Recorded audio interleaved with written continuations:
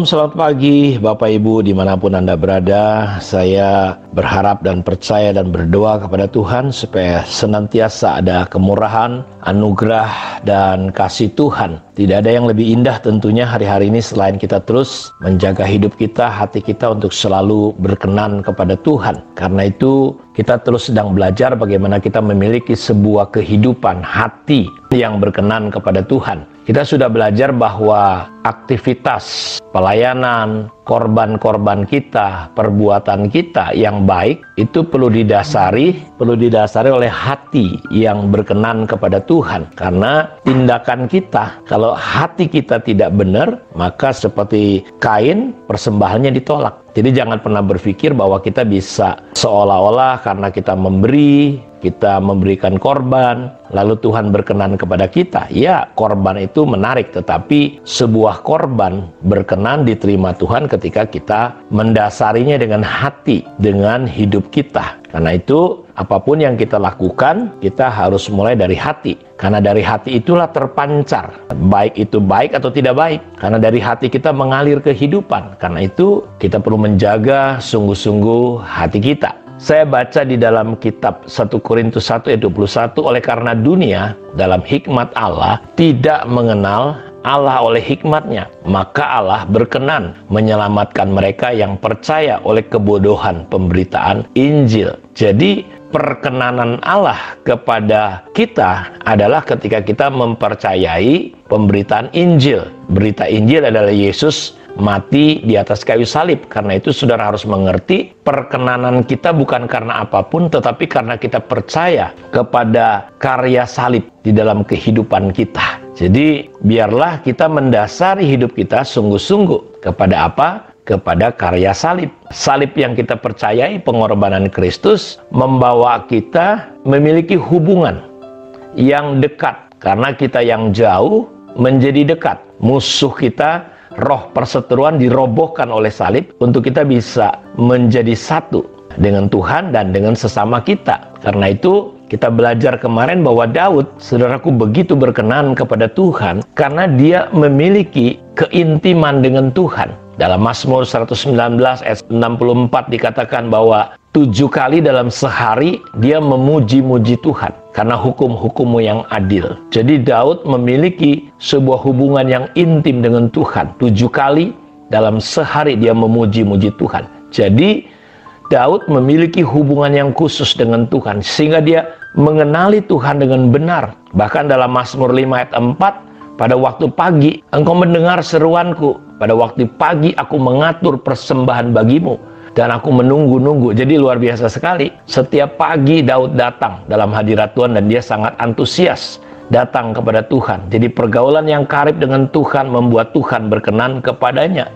Ketika Henoh hidup sekian tahun, lalu selama 300 tahun dia hidup di dalam persekutuan, bergaul karib dengan Tuhan. Itu yang membuat kita memahami, dan Yesus mati, perkenanan kita itu karena kita mempercayai kematian Tuhan Yesus di atas kayu salib, dan itu membuat hubungan kita begitu dekat lewat darahnya. Karena itu jaga hubungan dan persekutuan kita dengan Tuhan. Yang kedua, Daud itu punya kehidupan percaya, berserah, bersandar kepada Tuhan secara penuh. Yeremia 17 ayat 5, 6, 7 dikatakan bahwa diberkatilah orang yang mengandalkan Tuhan, yang menaruh harapnya kepada Tuhan. Tetapi terkutuklah orang yang hatinya menjauh dari Tuhan. Jadi kita lihat, jadi Daud punya hati yang percaya, berserah, bersandar kepada Tuhan.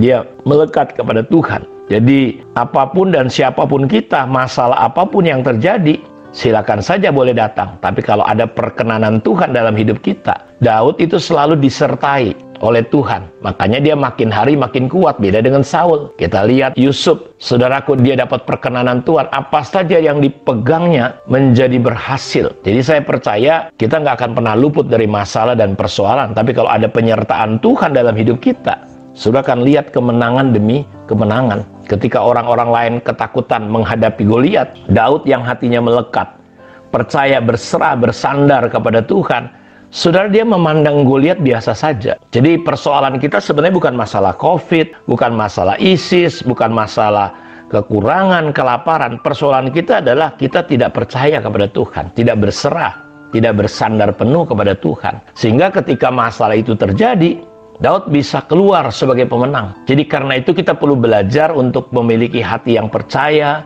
terpaut kepada Tuhan, berserah, jangan andalkan apapun selain Tuhan. Lalu yang ketiga, Daud, saudaraku, memiliki sikap hidup yang dimana memiliki kerendahan hati. Ketika dia ditegur oleh Nabi Nathan karena kesalahan yang dibuat dengan istri Uria, yaitu Betseba, Daud mengakui dan minta ampun dan bertobat. Ingat, kesombongan dan kecongkakan itu dibenci Tuhan. Iblis bisa bertakhta membangun benteng-bentengnya di atas kesombongan kita.